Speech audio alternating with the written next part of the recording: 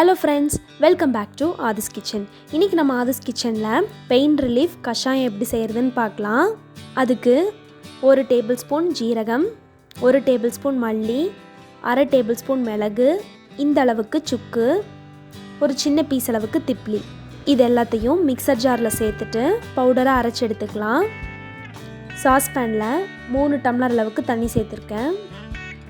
தண்ணி சூடானதும் நம்ம அரைச்சி வச்ச பவுடரில் 3/4 டேபிள் ஸ்பூன் சேர்த்துக்கலாம்.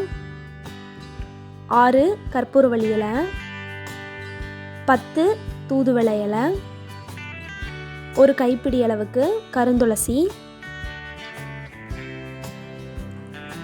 2 பப்பாளி இலை,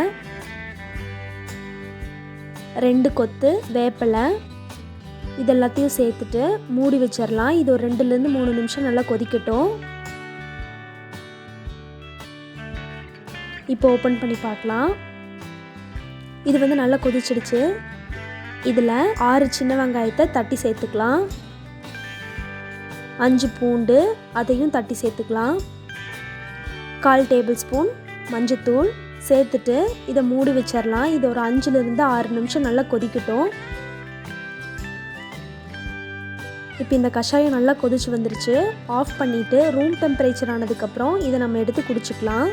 இந்த கஷாயத்தை வீட்டில் இருக்கிறவங்க எல்லாரும் அரை டம்ளர் குடித்தா போதும். வறட்டு இருமல் இருக்கிறவங்க, நெஞ்சு சளி இருக்கிறவங்க, முட்டி வலி, கை கால் வலி, ரொம்ப டயர்டாக இருக்கிறவங்க குடித்தாங்கன்னா இன்ஸ்டன்ட் ரிலீஃப் கிடைக்கும். கண்டிப்பாக இதை நீங்கள் வீட்டில் ட்ரை பண்ணி பாருங்கள்.